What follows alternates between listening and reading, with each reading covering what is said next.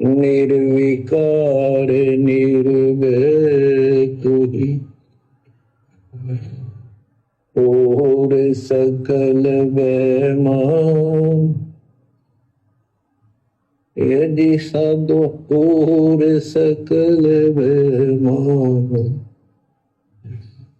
सब पर तेरी साहिबी, सब पर तेरी साहिबी, तुझ पर साहिब नो।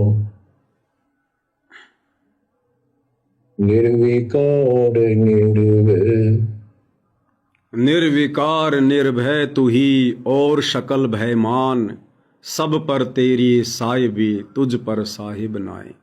किसके विषय में कहा जा रहा है? कबीर परमात्मा जी के विषय में। कौन कबीर परमात्मा? जो वर्तमान में आप और हमारे पूज्य गुरुदेव भगवान के नाम से धरती पर प्रकट हैं, कि आपके सिवा इस सृष्टि में, 21 ब्रह्मांड में कोई भी निर्विकार नहीं है, कोई भी भय रहित नहीं है, सब डर में जी रहे हैं।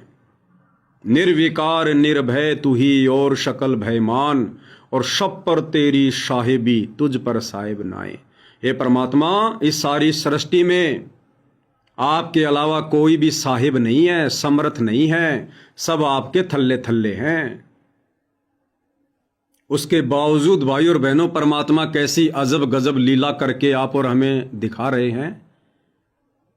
इस 21 ब्रह्मांड के स्वामी ज्योति निरंजन काल के विषय में हमें बता रहे हैं कि बच्चों, विचार करो, तुम्हें लेने के लिए कौन आया है? समर्थ का काम उसी को साजे, और करे तो मूर्ख बाजे। इस काल के लोक से अपनी आत्माओं को समर्थ सतगुरु के अलावा दूसरा कोई नहीं निकाल सकता। आत्मा आत्मा को काल के जाल से नहीं निकाल सकती। आत्मा दूसरी आत्मा का मोक्ष नहीं कर सकती। और गुरुदेव भगवान हमें दिखा रहे हैं कि देखो, तुम्हारा समर्थ सतगुरु कबीर साहिब खुद आज धरती पर प्रकट है, और इस काल ने उसको भी नहीं बख्शा। हालांकि काल का यहां पर कोई रोल नहीं है, सतगुरु के सामने काल की कोई औकात नहीं है, लेकिन आप और हमें समझाने के लिए कि ये काल, ये कितना बली है, ये कितना दरिंदा है, ये कितना भयानक है। तुम्हारे सतगुरु को भी आज उसने कहां बैठा दिया है। तो सोचो फिर, तुम कैसे काल के लोक से पार हो सकते हो? जो तुम्हें काल के लोक से बाहर निकालने के लिए सतलोक से चलकर आया है, तुम्हारे उस समर्थ सतगुरु को भी इस काल ने जेल में बैठा दिया। समझने का प्रयास करना भाई और बहनों, समर्थ को कोई जेल में नहीं बैठा सकता, लेकिन समर्थ आप और हम 2 कोटि के जीवों को समझाने के लिए इस प्रकार की लीला करते हैं। हम इस गंदे लोक के विषय में समझाने का प्रयास करते हैं कि सोचो, सतलोक जाना कोई खाला का घर नहीं है, कोई आसान काम नहीं है। 21 ब्रह्मांड का ऐसा कौन व्यक्ति, कौन प्राणी, कौन साधु संत महात्मा है, राजा महाराजा है, जो तुम्हें काल के जाल से बाहर निकाल दे? सबके सब तो काल के जाल में फंसे हुए हैं, और तुम्हें जो काल के जाल से बाहर निकालने के लिए सतलोक से चलकर आया है, उसको भी काल ने जेल में बैठा दिया। तो इस काल बली को हल्के में मत लो। ये तुम्हें किसी भी कीमत पर यहां से नहीं जाने देना चाहता है। हमें अच्छे से इस बात का पता चले कि हम किस शैतान के लोक में फंसे हुए हैं। और यदि आज हमने जरा सी कोशिश नहीं की, संघर्ष नहीं किया, प्रयत्न नहीं किया, गुरु के प्रत्येक वचन में रहकर भक्ति नहीं की, और यदि सतगुरु हमें छोड़कर चला गया, तो फिर भला हमें यहां से बाहर निकाल कौन देगा? कितने पैर पीटते रहना फिर। आज हम इस काल के विषय में सतगुरु से ज्ञान लेकर दुनिया को अवगत करा रहे हैं, और कल को यदि इसी गंदे लोक में रह गए, पार नहीं हुए, हम इस काल की महिमा करेंगे, इसके बेटे बनकर, ब्रह्मा विष्णु महेश बनकर, साधु संत महात्मा बनकर, गोरखनाथ जैसे बनकर, वशिष्ठ जैसे बनकर, विश्वामित्र जैसे बनकर, मार्कंडे जैसे बनकर हम इसी के ओम नाम की कमाई करेंगे, इसी की महिमा करेंगे और दुनिया को इसी के जाल में फंसाएंगे।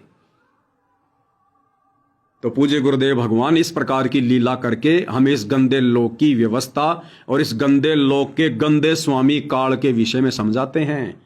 ये छोटी मोटी शक्ति नहीं है, छोटी मोटी पावर नहीं है जो 21 ब्रह्मांड को चला रहा है। ब्रह्मा विष्णु महेश भी जिसका पार नहीं पाए। सोचो फिर तुम्हारी क्या औकात है 2 कोटि के जीवों की। यदि सतगुरु की शरण में मर्यादा में रहकर भक्ति करके मोक्ष प्राप्त नहीं किया तो फिर तुम्हारी कैसी कैसी दुर्गतियां होंगी। अब इसका दूसरा पहलू क्या है भाइयों और बहनों? दूसरा पहलू यह है कि इस काल की कोई औकात नहीं है, कोई बिसात नहीं है किसी भी प्रकार की। आप और हमारी तरह 2 कोटि का जीव है, केवल ये परमात्मा का नौकर है, मजदूर है। काल जो पीसे पीसना, जोरा है पणिहार, ये 2 असली मजदूर हैं मेरे साहिब के दरबार। धर्म राय धरवानी चेरा, सुर असुरों का करे निबेरा। ये धर्मराय, ये काल, ये दरबानी चेहरा कबीर परमात्मा के दरबार का नौकर है। और कबीर परमात्मा सतगुरु रामपाल जी ने 21 ब्रह्मांड रूपी जेल का निर्माण करके इसको यहां का केवल जेलर बना रखा है, अपना नौकर बनाकर बैठा रखा है। अब नौकर की क्या औकात मालिक के सामने। तो असल में भाइयों और बहनों ये काल करने और करवाने वाला कुछ नहीं है। ये तो क्या है, गुरुदेव भगवान हमें अध्यात्म को समझाने के लिए शास्त्रों के अनुसार जो परमात्मा ने एक चैन बना रखी है, उस आधार से हमको समझाने के लिए परमात्मा इसको इतना महत्व दे रहे हैं कि ये इतना महान है, इतना बलवान है। और दूसरे पहलू में जब हम विचार करेंगे तत्व ज्ञान का निष्कर्ष निकालकर तत्व भेद आधार से कि तत्व भेद एक न्यारा रे साधु भाई, तत्व भेद एक न्यारा, समझेगा कोई गुरुमुख प्यारा। तो तत्व भेद ये कहता है कि जो भी कुछ करने और करवाने वाला है सृष्टि में, केवल एक कबीर परमात्मा सतगुरु रामपाल जी हैं। ये सारे खेल हमने किए, हमसे मिले सो निश्चय जिए। ये सारे खेल हमने किए। गुरुदेव कहते हैं कि ये काल भी मैंने बनाया, 21 ब्रह्मांड भी मैंने बनाए, अक्षर पुरुष भी मैंने बनाया, उसके 7 संग ब्रह्मांड भी मैंने बनाए। सारे खेल हमने किए और हमसे मिले सो निश्चय जिए। हमसे मिलने का मतलब गुरुदेव कह रहे हैं, जब तुम मेरे से मिल लोगे, जब मैं गुरु रूप में धरती पर आऊंगा और जब तुम मेरे से मिल लोगे, मिलने का मतलब है जब तुम मेरी शरण में आ जाओगे और मर्यादा में रह के भक्ति करोगे, तो हमसे मिले सो निश्चय जिए। फिर वो कभी नहीं मरेगा, फिर वो सदा सदा के लिए सतलोक में जिएगा, अमर हो जाएगा। फिर वो जन्म मरण में नहीं आएगा। तो दूसरा पहलू यह कहता है भाइयों और बहनों, काल केवल कबीर परमात्मा का नौकर है, चेला है, 21 ब्रह्मांड रूपी जेल का जेलर है। बाकी ये जितने भी सुख और दुख, ये लाभ हानि, ये कष्ट, ये सब कुछ कबीर परमात्मा की देख रेख में हो रहा है। अभी हमने जो एप्स्टीन फाइल का जिक्र किया था, जिसमें जेफरी एप्स्टीन नाम का वो अमेरिका का बिजनेसमैन जो अलग से एक आयरलैंड बसाकर कैसी दरिंदगी कर रहा था, वो दरिंदगी इस कबीर भगवान की देख रेख में कर रहा है, इस कबीर भगवान की देख रेख में। क्यों? क्योंकि असंख्य मनुष्य जन्म भोगते भोगते उसके कर्म कुछ इस प्रकार के बन गए, उसका प्रारब्ध कबीर परमात्मा ने कुछ इस प्रकार का बनाया, आगे उसको और यातना देने के लिए उसको वो कर्म उस मनुष्य जन्म में करने पड़े। और वो छोटे छोटे बच्चे जो उस दरिंदगी का शिकार हो रहे थे, डर रहे थे, सहम रहे थे, रो रहे थे, कष्ट भोग रहे थे, वो सजा भी कबीर परमात्मा ही उनको दे रहा था, उनके प्रारब्ध के अनुसार। क्योंकि प्रारब्ध कौन बनाता है? कबीर परमात्मा। मासा घटे ना तिल बदे, विधाता लिखे जो लेख, साचा सतगुरु मेट कर ऊपर मार दे मेख। अब ऐसा क्यों? कारण एक ही है भाई और बहनों, आप और हमने जो सतलोक में गलती की थी, कौन सी गलती? अपने कबीर परमात्मा का हमने वचन ठुकराया, अपने कबीर परमेश्वर सतगुरु रामपाल जी का हमने वचन ठुकराया। वे बार बार हमें आगाह कर रहे थे जब ये काल वहां पर तपस्या कर रहा था, हम इसके ऊपर आसक्त हो रहे थे और गुरुदेव हमें बार बार आकाशवाणी के माध्यम से सजग कर रहे थे कि बच्चों मत देखो इस नादान की नादानी, तुम्हें किस बात की कमी है, इसको करने दो जो कर रहा है। लेकिन हम नहीं माने, हमने अपने गुरु के वचन को ठुकरा दिया, अनदेखा कर दिया और छोटी सी गलती की आज हम कितनी बड़ी सजा भोग रहे हैं। ये 21 ब्रह्मांड एक जेल है, जेल। और इस जेल में जहां भी कोई भी कैसी भी यातना कष्ट भोग रहा है, चाहे पशु योनि में, चाहे पक्षी योनि में, चाहे मनुष्य योनि में, चाहे देव योनि में, चाहे गंधर्व योनि में, चाहे यक्ष योनि में, चाहे किन्नर योनि में, हम उस सतलोक वाली गलती की सजा भोग रहे हैं। तो चाहे जेफरी एप्स्टीन जैसा जन्म हो या चाहे उन बच्चों जैसा जन्म हो, हम सब के सब प्राणी सतलोक से आए हुए हैं, ये तो हमें पता चल ही गया। और यहां इस 21 ब्रह्मांड में जेल में जो भी जैसी भी यातना भोग रहा है, कष्ट भोग रहा है, हम सजा भोग रहे हैं, सजा। और सजा हमें दे कौन रहा है? कबीर परमात्मा सतगुरु रामपाल जी। अरे रावण का जन्म किसके आशीर्वाद से हुआ? वो मनुष्य जन्म किसके आशीर्वाद से मिलता है? कबीर परमात्मा के आशीर्वाद से। तो रावण को मनुष्य जन्म किसके आशीर्वाद से मिला? कबीर परमात्मा जी के आशीर्वाद से। और रावण का फिर आकर बक्कल किसने उतारा? उसी कबीर परमात्मा ने, सूक्ष्म रूप में छाती में तीर मार के। तो जन्म देने वाला कौन? भगवान। और मारने वाला कौन? वो ही भगवान। काल का इसमें क्या रोल? कुछ नहीं। द्वापर में कंस को जन्म देने वाला कौन? मनुष्य जन्म देने वाला कौन? कबीर भगवान। और श्री कृष्ण जी के रूप में उसका श्रृंगार करने वाला, उसको कुत्ते की मौत मारने वाला कौन? यही कबीर भगवान। हिरण्यकश्यप को मनुष्य जन्म देने वाला कौन? कबीर भगवान। और अंत में फिर छाती फाड़ के कुत्ते वाली मौत मारने वाला कौन? कबीर भगवान। सारे काम यहां पर कबीर परमात्मा कर रहा है, सतगुरु रामपाल जी कर रहे हैं। काल का कोई रोल नहीं है किसी प्रकार का। काल तो खुद अपनी गलती की सजा भोग रहा है। मानव शरीरधारी आत्माओं के अंदर सूक्ष्म वासना को खाकर, वो काल रूप शरीर धारण करके, ये काल तो खुद अपना कर्म भोग रहा है जो गलती इसने सतलोक में की थी। हम इसके साथ आए ना, और ये हमारे साथ आया। सभी गलती करने वाली आत्माओं को परमात्मा ने एक साथ ही तो सतलोक से बाहर निकाला। तो गलती काल ने भी की वहां पर तपस्या करके, मालिक के विधान को तोड़ के, और गलती हमने भी की परमात्मा के वचन को अनदेखा करके। हम सब यहां पर परमात्मा के कैदी हैं, हम सब यहां पर परमात्मा के मुजरिम हैं। तो एक सामान्य व्यक्ति से लेकर 21 ब्रह्मांड का स्वामी काल, हम सब यहां पर सजा भोग रहे हैं, सजा। और सजा देने वाला कबीर परमात्मा है। केवल इसको परमात्मा ने निमित्त बना रखा है, इसके ऊपर डाल देता है परमात्मा, ताकि जब ये भक्ति युग आए तो परमात्मा हमें काल से भिन्न करके, परमात्मा की परिभाषा समझा के हमारे को भक्ति मार्ग समझा सके। इसलिए परमात्मा ने अपने आप को काल से अलग रखा है, एक काल और एक दयाल। जबकि काल को भी सजा देने वाला दयाल ही है। काल केवल निमित्त मात्र है, केवल निमित्त मात्र।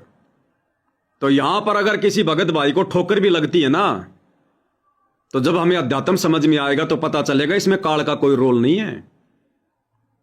हमें जो ये 184 योनियों में जो तरह तरह के जो पशु पक्षियों के, कीट पतंग के, कीड़े मकोड़ों के मनुष्य जन्म मिल रहे हैं, जो कष्ट हम भोग रहे हैं, मुर्गा बनकर हमारी गर्दन काटी जा रही है, बकरे बनते हैं लोग, हमारी गर्दन काट देते हैं, हमारा मांस खाते हैं, इसमें काल का कोई रोल नहीं है।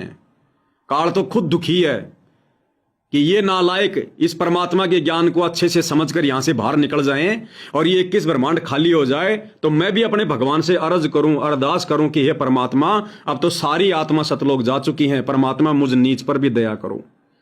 क्योंकि जब तक आप और हम आत्मा यहां हैं तब तक काल का नंबर नहीं आ सकता, इसका तो सबके लास्ट में नंबर आता है। तो ये भी दुखी है कि नालायको गधो, जब जब वो परमात्मा धरती पर आता है तुम उसकी सुनते क्यों नहीं, तुम उसकी मानते क्यों नहीं, ताकि मेरा भी नंबर आवे। तो यहां पर सब कुछ करने करवाने वाला भाई और बहनों परमात्मा है, ये हमने अध्यात्म से समझना पड़ेगा। और आज वही परमात्मा जो कह रहा है कि सारे खेल हमने किए, हमसे मिले सो निश्चय जिए, आज वही परमात्मा संत रामपाल जी के नाम से धरती पर प्रकट होकर अपनी मर्जी से, अपनी स्वेच्छा से हमारे ऊपर रहमान होकर, दयालु होकर, कृपालु होकर, मेहरबानियों की बौछार करते हुए आज वो परमात्मा हमें इस गंदे लोक से बाहर निकालने के लिए आया है, अपने साथ विमान में बैठाकर सतलोक ले जाने के लिए आया है, हमें इस काल की जेल से बाहर निकालने के लिए खुद वो जेल में जाकर बैठा हुआ है, तरह तरह के अभिनय करके, लीला करके आप और हमें वो जगा रहा है, और फिर भी हम जागने को तैयार नहीं, हम समझने को तैयार नहीं। तो बताओ फिर वो परमात्मा फिर आने वाले जन्मों में हमें जेफरी एप्स्टीन जैसे दरिंदगी भरे जन्म देगा या नहीं देगा? क्योंकि जो आत्माएं इस समय उसकी शरण में आकर पार नहीं हो पाती हैं, गलतियों पे गलतियां करती हैं, अपने गुरु को और भक्ति को हल्के में लेती है, फिर ये परमात्मा उससे बहुत रुष्ट होता है, बहुत नाराज होता है। फिर ये परमात्मा उस आत्मा के इतने कर्म बिगड़वाता है, उसको जेफरी एप्स्टीन जैसा दरिंदा बना देता है। अब सोचो वो कितने कर्म बिगाड़ के गया है। अब कई लाखों वर्ष तो काल उसको नरक से बाहर नहीं निकलने देगा, नरक से। फिर कितने लख 84 में गधे के जीवन भोगेगा, कुत्ते के जीवन भोगेगा, गंदी नाली का कीड़ा बनेगा, फिर उसको मनुष्य जन्म मिलेगा। फिर जब वो 5, 6, 7 वर्ष का होगा बाल रूप में, फिर उसको किडनैप किया जाएगा, फिर इसी प्रकार से उनके साथ में किया जाएगा। इसलिए भाई और बहनों, गुरुदेव भगवान हमारी आत्मा को जगाते हैं, हमें अध्यात्म समझाते हैं कि भैया जाग जाओ, तुम सारी प्रोसीजर पार कर चुके हो, तुम सारे कष्ट इस काल के लोक के भोग चुके हो, तुम सारे जन्म भोग चुके हो, अच्छे से अच्छे, बुरे से बुरे, गरीब से गरीब और धनवान से धनवान, राजा रंक, तुम सारे जन्म भोग चुके हो और अब तुम बिल्कुल खाली हो चुके हो। एक प्रकार से तुम्हारे ऊपर कोई विशेष कोई कर्म लागू नहीं है। अगर लागू भी है तो परमात्मा वर्तमान में अपनी सिद्धि से, अपनी शक्ति से, अपने आशीर्वाद से उन कर्मों को साफ कर देगा कि अब तुम चलो, तुम इस काल लोक के इस कव्वे से हंस बनने के लिए चलो। और यदि अब हम नहीं जागे, हमने हल्के में ले लिया, मर्यादा तोड़ते रहे, भेड़ चाल में चलते रहे, तो भाई और बहनों फिर हमने दोबारा से एडमिशन लेना पड़ेगा, पूरी प्रोसीजर पार करनी पड़ेगी हमने। जिस प्रकार टीचर बच्चे को साल भर तक पढ़ाता है 10वीं कक्षा में, बार बार रिवीजन करवाता है, भविष्य के सपने दिखाता है, अगर तुम पास हो जाओगे फिर तुम बीए करोगे, फिर तुम एमए करोगे, फिर तुम डिग्री प्राप्त करोगे, फिर तुम्हें ऐसे ऐसे नौकरी मिलेगी, फिर तुम्हारे को सरकार की तरफ से गाड़ी मिलेगी, बंगला मिलेगा, घूमना फिरना होगा, बढ़िया तनख्वाह मिलेगी, तुम्हारे बच्चे भी अच्छे होंगे, तुम भी अच्छे रहोगे। वो टीचर साल भर तक रिवीजन करवाता है, सिलेबस को पढ़ाता है, कभी मीठा बोलता है, कभी कड़वा बोलता है, कभी डंडे से मारता है, कभी प्यार देता है, फिर एग्जाम होता है, और फिर भी यदि कोई बच्चा फेल हो जाता है, उस बच्चे को फिर से 10वीं कक्षा में एडमिशन लेना पड़ता है, फिर से सारी प्रोसीजर वापस रिवीजन करनी पड़ती है, फिर से सारी प्रोसीजर। वो टीचर भी दुखी, बच्चे भी दुखी। तो इसी प्रकार भाई और बहनों, आप और हमारा ये फाइनल गेम है, फाइनल गेम, अगर बात समझ में आ जाती है तो। वरना फिर से भाई और बहनों पूरी प्रोसीजर, पूरी प्रोसीजर, और फिर बहुत लंबा चक्कर हो जाएगा, घना दुख हो जाएगा, घना दुख। इसलिए आप और हमने अब ये गलती नहीं करनी। और देखो इस परमात्मा की रहमत, देखो इसकी रहमत। एक वाणी में क्या कहते हैं परमात्मा, भाई शीश उपाड़े भूमि धरे, ऊपर रखे पांव, कबीर का घर शिखर में तेरी गरज पड़े तो आओ।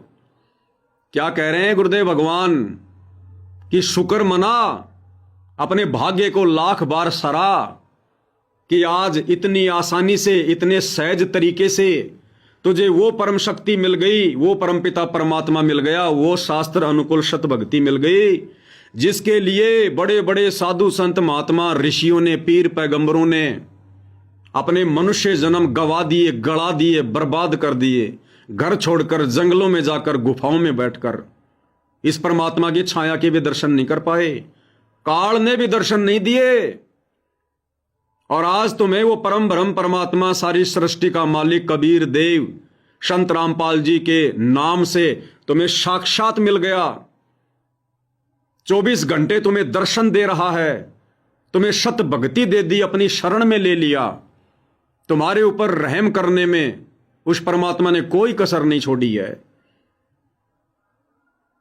अन्यथा इस परमात्मा को प्राप्त करने के लिए, इस परमात्मा की भक्ति प्राप्त करने के लिए, कलयुग की बिचली पीढ़ी में मनुष्य जन्म प्राप्त करने के लिए, इस सतगुरु रामपाल जी भगवान की शरण प्राप्त करने के लिए, कहते हैं शीश उपाड़े भूमि धरे, हे नादान आत्मा, अगर तू अपने हाथ से अपना सिर काटकर नीचे जमीन पर रखकर और अपने शीश पर अपना पैर रखकर अगर तू सतगुरु रामपाल जी को प्रसन्न करना चाहे तो भी ये परमात्मा प्रसन्न नहीं होता।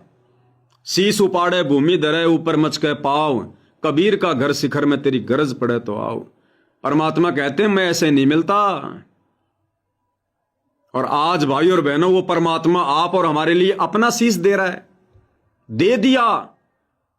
दुनिया के सामने बेइज्जत होकर जेल में बैठा है, 2 कोड़ी के प्राणियों से गुंडा भुंडा कहलवा रहा है, देशद्रोह का मुकदमा लगवा रहा है, लोग उसको मर्डर मर्डर कह रहे हैं।